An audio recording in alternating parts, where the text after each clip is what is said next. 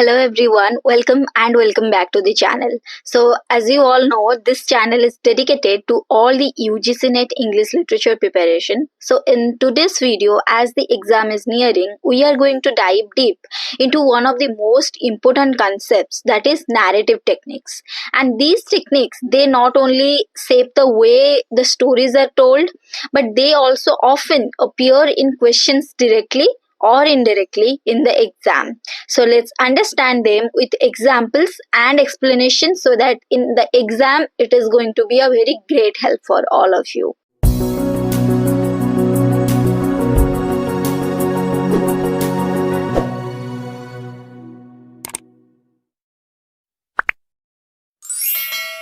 So let's first understand what is narrative techniques. Those who don't know, narrative techniques are the tools and methods that authors use to tell their stories. Okay, so they control how the reader perceives the plot, the character, and the structure. And these techniques, they influence the tone, pace, and the overall effect of a narrative. So there are some of the most common and exam relevant narrative techniques that I'm going to tell all of you. So those techniques include point of view, stream of consciousness, frame narrative, flashback and foreshadowing, unreliable narrator, interior monologue, epistolary form, magic realism. So now let's go through each one of them with some basic examples to understand better. So first is the point of view, that is we say POV. So POV refers to the lens through which a story is told.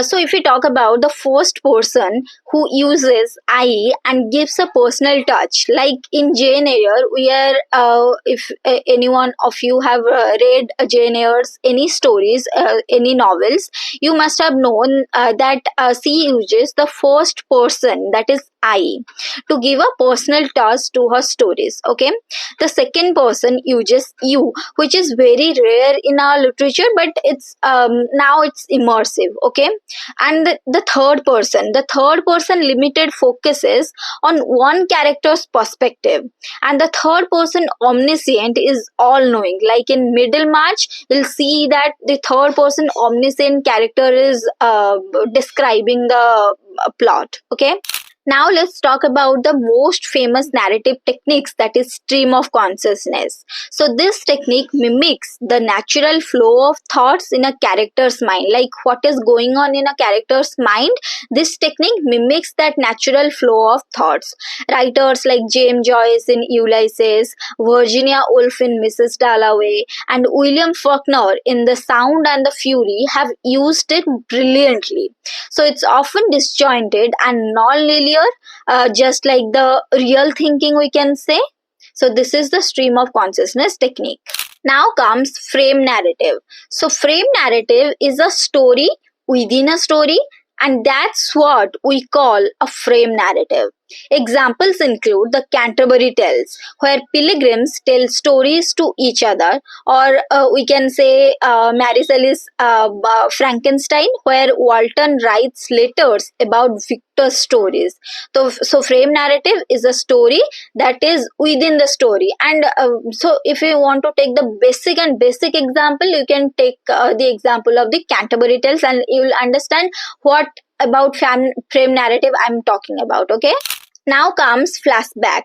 So flashback interrupts the present timeline to show about past events or to talk about the past events, giving some additional depth to the characters and the plot. And now if we talk about the foreshadowing gives subtle hints about the future events, creating some suspense and curiosity. So flashback and foreshadowing, they both are opposite to together.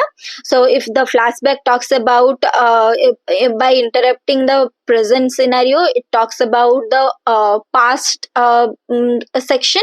The foreshadowing talks about the future events, giving a very subtle hint to create a suspenseful vibe. Okay, so there is unreliable narrator. So this is a narrator whose credibility is questionable. Like it invites the readers to interpret the truth, For example, The Turn of the Screw by Henry James or The Catcher in the Rye by J.D. Salinger. So these are the some basic examples of the unreliable narrator. So this is a narrator whose credibility is questionable, and it invites the readers to interpret the truth. Like it creates a suspense and ambiguity. And as I said, the examples are The Turn of the Screw and The Catcher in the Rye. Now, if we talk about the interior monologue, so this technique presents the inner thoughts of a character directly. It overlaps with stream of consciousness, but it is more structured. So it helps us to understand the psychological depth of the character, because it presents the inner thoughts that the character is having, and that to be directly. Epistolary form. I think you all must have heard of the epistolary form. That is the letter writing format, we can say. So a narrative that is told through letters, diary entries, or documents. For example, Dracula and The Color Purple, they are the classic examples. So this technique offers multiple perspective and adds some realistic touch to it. Like it adds realism to the stories. Okay. In the end, we have magic realism, which is very famous and it is still going on. Okay, so magic realism blends the magical elements into some realistic settings, and it's very common in post-colonial literature. And if we talk about an Indian writer, Salman Rushdie, and his particular work, Midnight's Children, it is a prime example of magic realism.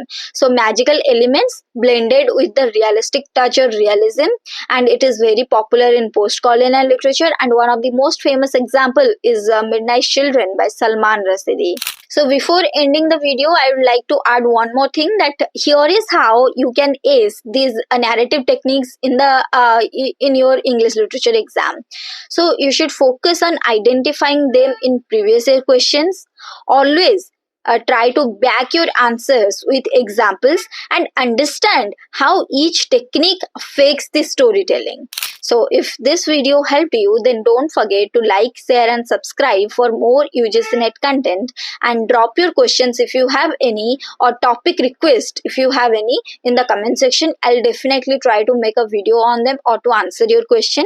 And all the best for your preparation for your UGC NET journey. And remember that smart strategy is going to be your biggest strength. And I'm going to see you all in another video. Till then, be safe and keep loving literature.